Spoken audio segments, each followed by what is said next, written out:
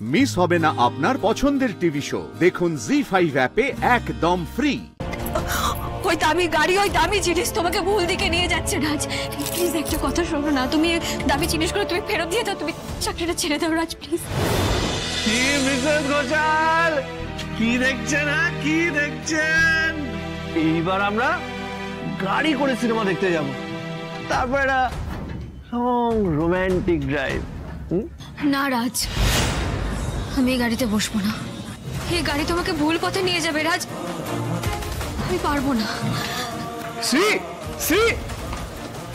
দেখলে দেখলে সবাই দেখলে, এই মেয়ে আমার ছেলের উন্নতি কিছুতেই সহ্য করতে পারে না। দেব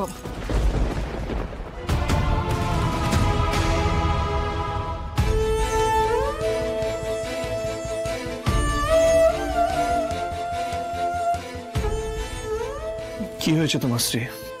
কেন তুমি এরকম করছো?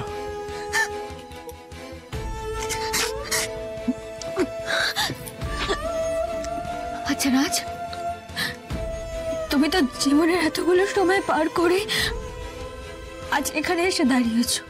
তোমার জীবনেও তো অভিজ্ঞতা রয়েছে রাজ।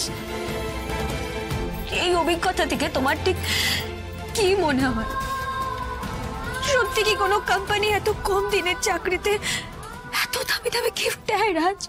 এত দামি দামি গিফট তোমার বাড়িতে আসছে, সেসব কিছু নিয়ে কি তুমি সত্যি কিছু ভাবছো না? তোমার কি সত্যি একবারের জন্য মনে হচ্ছে না রাজ যে এই দামি দামি গিফট গুলো তুমি কেন পাচ্ছ? আমি পাওয়ার যোগ্য শ্রী, তাই পাচ্ছি। আমার ট্যালেন্ট আছে তাই পাচ্ছি। এটা তুমি কেন বুঝতে পারছো না? বিপাশা ম্যাডাম আমার পারফরমেন্স, আমার স্কিল দেখে খুশি হয়ে এইসব দিয়েছে। এই ব্যাপারটা যে তুমি কেন বুঝছো না সেটা আমি বুঝতে পারছি। আমাকে না রাজ, নিজেকে বোঝাও, নিজেকে প্রশ্ন করো, নিজের কাছে জানতে চাও। কারণ কি জানো রাজ, কারণ তুমি একটা মানুষের ওপর ভরসা করে আকাশে পাড়ি দেওয়ার কথা ভাবছো। আমার কি ভয় হচ্ছে জানো তো রাজ, ওই মানুষের আগুনটা যেদিন নিভে যাবে সেদিন তুমি ধপ করে মাটিতে পড়ে যাবে। আর তোমার স্ত্রী হিসেবে আমি সেটা চাই না রাজ। এই একবার তাকাও আমার দিকে, তোমাকে বড্ড অচেনা লাগছে রাজ। তুমি একবারও তাকিয়ে দেখেছো নিচের থেকে? কতটা বদলে গেছো তুমি রাজ। আমি যে রাজকে চিনতাম সেই ছেলেটা তো আগে খুব ছোট ছোট জিনিসে খুশি হয়ে যেত, আর আজ সেই ছেলেটার চোখে মোহ। ওই দামি গাড়ি, ওই দামি জিনিস তোমাকে ভুল দিকে নিয়ে যাচ্ছে রাজ। প্লিজ একটা কথা শোনো না, তুমি দামি জিনিসগুলো তুমি ফেরত দিয়ে দাও, তুমি চাকরিটা ছেড়ে দাও রাজ প্লিজ। কি বললে? হ্যাঁ রাজ, প্লিজ তুমি চাকরিটা ছেড়ে দাও। চাকরিটা ছেড়ে দেবো? বাহ শ্রী বাহ, আজকে তুমি দাঁড়িয়ে বলছো চাকরিটা ছেড়ে দাও। আমাকে ওই চাকরিটা করতে কে পাঠিয়েছিল শ্রী? তুমি পাঠিয়েছিলে। আমি প্রথম দিনই তোমাকে বলেছিলাম যে বিপাশা ম্যাডাম বদ মেজাজি, কিন্তু তুমি কি বললে? আজ চাকরিতে এইসব একটু ম্যানেজ করতে হয়, একটু ম্যানেজ করে নাও। শ্রী তুমি কি ভুলে গেছো আমি তোমায় কি বলেছিলাম? বলেছিলাম আমি এইসব চাকরি বাকরি করতে চাই না, আমি বিজনেস করতে চাই, বিজনেস করতে চাই। কিন্তু তুমি বারবার আমাকে বললে যে না রাজ চাকরি করো, আর আজকে তুমি বলছো চাকরিটা ছেড়ে দিতে। মানে কি চাও শ্রী তুমি? তোমার সব কথা আমি অক্ষরে অক্ষরে পালন করবো সেটা চাইছো? আমি সেটা কখনো চাই না। হ্যাঁ আমিও বলেছিলাম তোমাকে চাকরিটা জয়েন করতে, কিন্তু এইভাবে নিজের প্রত্যেকটা স্বপ্ন চলাচলে দিয়ে মরিচিকার পিছনে দৌড়তে বলিনি তোমাকে। তুমি মেশিন নিয়ে কাজ করতে ভালোবাসো, তাই চাকরিটা তোমাকে করতে বলেছি। কিন্তু এখন তো সবকিছু পাল্টে যাচ্ছে রাজ। এই সবকিছু ছেড়ে দিয়ে তুমি দামি গাড়ি, দামি জিনিস, এই সব কিছু নিয়ে মেতে উঠেছো।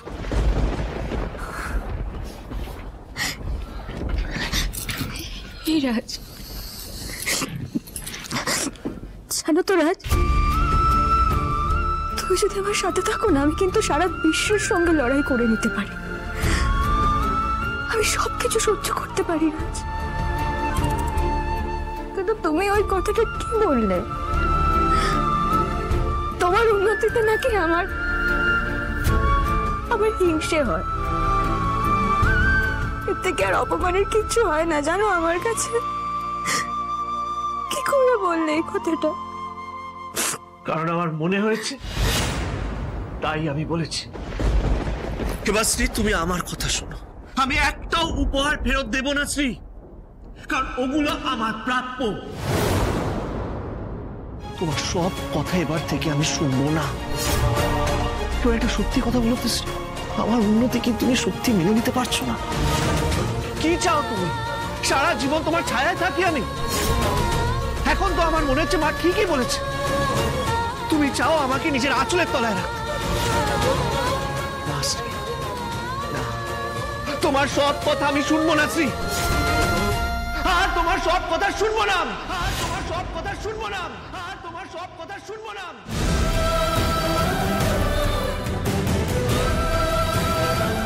তো একটা সত্যি কথা বলতে আমার উন্নতি কি তুমি সত্যি মেনে নিতে পারছো না? কি চাও তুমি? সারা জীবন তোমার ছায়ায় থাকি আমি? এখন তো আমার মনে হচ্ছে মা ঠিকই বলেছে। তুমি চাও আমাকে নিজের আঁচলের তলায় রাখতে। তোমার সব কথা আমি শুনবো না শ্রী।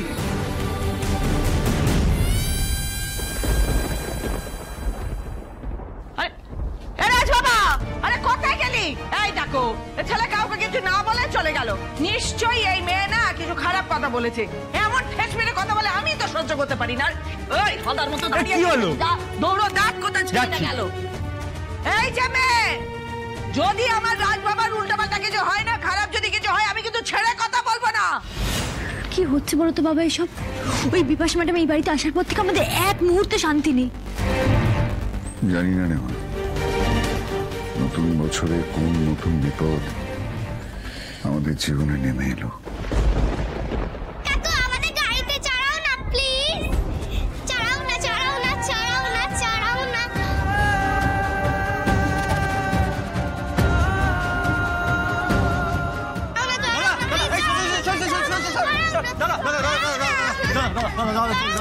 কি করছিস না? কোথায় যাচ্ছিস? আরে মা ডাকছে তোকে। দাদা দাদা দাদা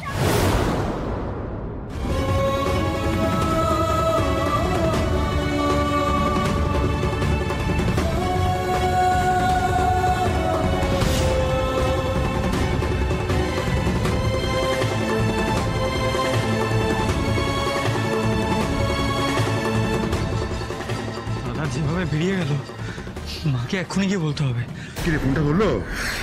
রিং হয়ে যাচ্ছে, ফোন ধরছে না তো। আবার ট্রাই কর দেখ। আমার ছেলেটা তো এমনিতে শান্ত, কিন্তু রেগে গেলে আর মাথা ঠিক থাকে না। সে ভদ্রপুরে যে কোথায় গেল কে জানে। মা, হ্যাঁ বল বাবু, কোথায়? দাদা স্পিডে গাড়ি চালিয়ে বেরিয়ে গেল। ওনার মুখে তুই ফিরে এলে কেন? যেতে পারলি না? ঠিকই তো। আরে দাদা যে স্পিডে গাড়ি চালিয়ে বেরিয়েছে না, ওকে ধরতে গেলে হেলিকপ্টার নিয়ে যেতে হবে। আরে বাবা, ছেলে কোথায়? ডাক্তারকে হাতে পায়ে ধরে আমার ছেলেটাকে ফেরত আনো। জি5 ডাউনলোড করুন আর সব এপিসোড দেখুন একদম ফ্রি।